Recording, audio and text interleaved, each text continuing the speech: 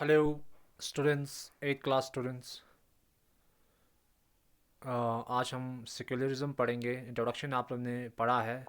Saudi Arabia में क्या हाल है माइनॉरिटीज़ का, नॉन मुस्लिम्स का, ये यहाँ तक हमने पढ़ लिया था। तो आगे हम पढ़ते हैं इसमें। In all of the above example members of one religious community either persecute or discriminate against members of other religious communities।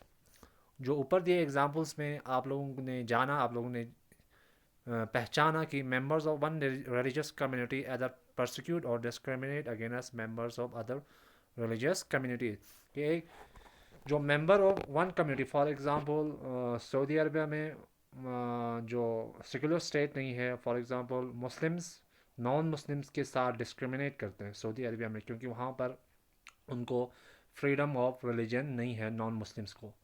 उसी तरह आपने हिटलर के बारे में पढ़ा, जर्मनी में, जहाँ पर ज्यूस के साथ डिस्क्रिमिनेशन किया जाता था। तो these acts of discrimination takes place more easily when one religion is given officially recognition by the state at the expense of other religions।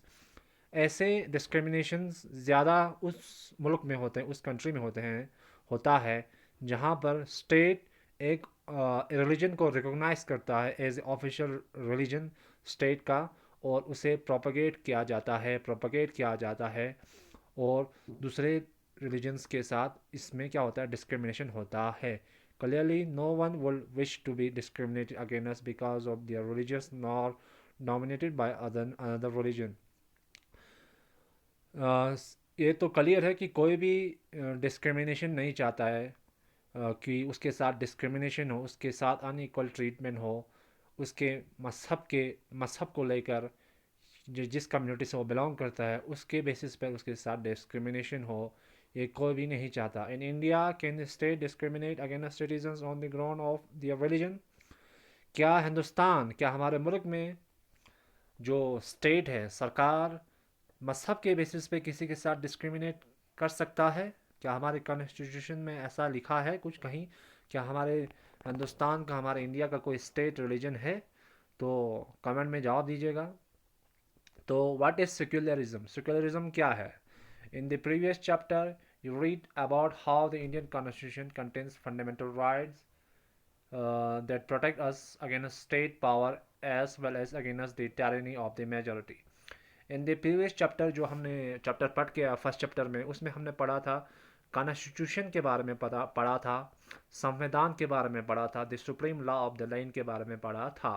उसमें हमें फंडामेंटल राइट्स गए हैं। फंडामेंटल राइट्स, कुछ हुकूक, कुछ राइट्स दिए गए हैं सरकार, ताकि सरकार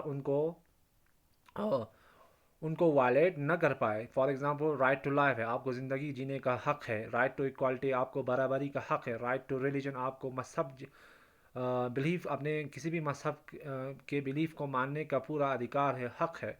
तो मेजॉरिटी आपको दबा नहीं सकता। हमारे हिंदुस्तान के कॉन्स्टिट्यूशन में ऐसा हमें दिया गया है, और हमने फर्स्ट चैप्टर में ऐसा पढ़ के आया था।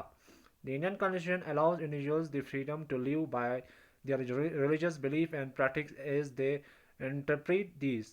हिंदुस्तान के कॉन्स्टिट्यूशन ये अलाउ करता है, हमारे हिंदुस्तान का संविधान ये अलाउ करता है कि हम किसी भी जाति, किसी भी मजहब से बिलोंग करता है, अपने मजहब को कहीं भी किसी जगह प्रैक्टिस कर सकता है। कोई भी हमारे इस अधिकार को, इस राइट को वायलेट नहीं कर सकता। In keeping with this ideas of religious freedom for all, India also adopted a strategy of separating the power of religion and the power of state। Secularism refers to this separation of religion from the state।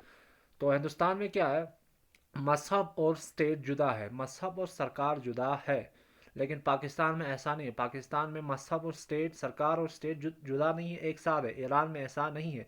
लेकिन हिंदुस्तान में क्या रखा है हमने, मजहब और state को अलग रखा है, जुदा रखा है, सेपरेट रखा है, ताकि सेक्युलर रहे देश, क्या रहे, सेक्युलर रहे, तमाम कम्युनिटीज़ को इक्वालिटी मिले, अधिकार मिले।